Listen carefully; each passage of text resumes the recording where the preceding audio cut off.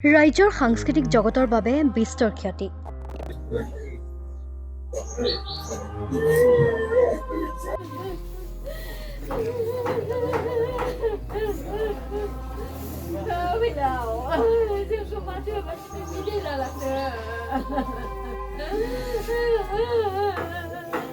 জনপ্ৰিয় ধাৰাবাহিক বেহাৰবাৰী আউটপোষ্টৰ বসুদা খ্যাত জনপ্ৰিয় অভিনেতা ফেইলাও বসুমতাৰী আৰু নাই। হঠাৎ সকলোকে কন্দুৱাই বসুদা ওৰফে ফেইলাও বসুমতাৰী গলগৈ উভতি নহাৰ বাটেৰে। দীৰ্ঘদিন ধৰি যকৃতৰ ৰোগত আক্ৰান্ত হৈ আছিল শিল্পীগৰাকী। যোৱা নিশা 9:40 গুৱাহাটীৰ ডাউনটাউন হস্পিটেলত শ্বাস প্ৰশ্বাসজনিত কাৰণত মৃত্যুবৰণ কৰে শিল্পীগৰাকীয়ে। আজি পুৱা ভাগত বাক্সাৰ লাওখাটা বাগজানীৰ নিজ বাসগৃহত শিল্পীগৰাকীৰ নশ্বৰ দেহ লৈ অনা হয়। লগতে বড়ো ৰীতি নীতিৰে অন্ত্যেষ্টিক্ৰিয়া সম্পন্ন কৰা হয় শিল্পীগৰাকীৰ। অভিনয়ৰ সমান্তৰালকৈ বড়ো সংগীত জগততো দখল আছিল বসুমতাৰীৰ। অজস্ৰ অনুৰাগীয়ে শিল্পীগৰাকীৰ মৃত্যুত গভীৰ শোক প্ৰকাশ কৰিছে। শিল্পীগৰাকীৰ পৰিয়ালৰ লগতে আত্মীয় কুটুমসকলো শোকত ভাগি পৰিছে।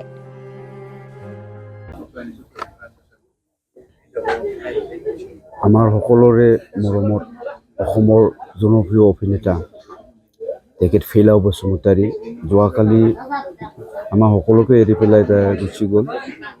আগৰ পৰা অলপ লিভাৰৰ প্ৰব্লেমৰ কাৰণে দীৰ্ঘদিনীয়া ট্ৰিটমেণ্ট লৈ আছিলে, কিন্তু তেনেকুৱা পৰিৱেশ নাছিল যে মানে হঠাতে যে আমাক এৰি পেলাই যাব। কিন্তু যোৱাকালি ৰাতিপুৱা অলপ উশাহ লোৱাৰ কাৰণে প্ৰব্লেম হোৱাৰ কাৰণে ডাউনটাউন হস্পিটেলত ভৰ্তি কৰিছিলে, কিন্তু ৰাতি 9:40 বজাত মানে হঠাৎ মানে তাই মানে মৃত্যুবৰণ কৰিলে।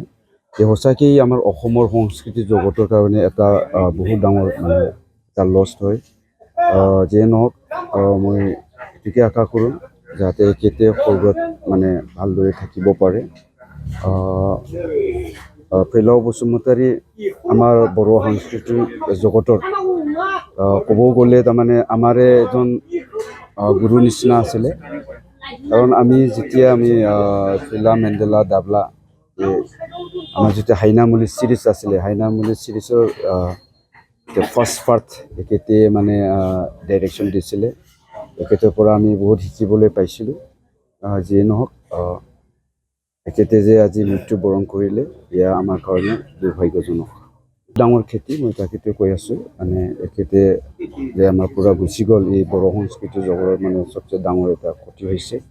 কাৰণ এখেতে মানে বহুখিনি গান লিখিছিল, গান গাইছিল বড়োত, আৰু মানে জুবিন গাৰ্গক এখেতে প্ৰথমে মানে বড়ো গানটো গোৱাইছিল।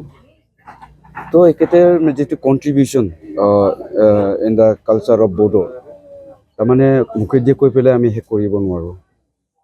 ভাল বন্ধু আছিলে, এখেতে যে আজি আমাৰ মাজত নাই এইটো বিশ্বাস কৰিব পৰা নাই।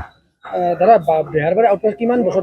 বেহাৰবাৰী আউটপোষ্টতে মোৰ মনত থকা হিচাপে প্ৰথমৰ পৰাই মানে আছিলে। তো বেহাৰবাৰী আউটপোষ্ট আজিলৈকে যিমানখিনি বছৰ হয় সেইখিনিলৈকে এখেতে মানে এক্টিং কৰি আছিলে। মানে আমি খুব মানে এখেতক লৈ পেলাই গৌৰৱ কৰিছিলোঁ যে অসমৰ সকলো মানে শ্ৰেণীৰ মানুহে এখেতক বসুদা বুলি চিনি পাইছিল। তো এখেতৰ লগতে আমাৰ বড়োসকলে এটা গৌৰৱ কৰিবলৈ মানে স্কোপ পাইছিল।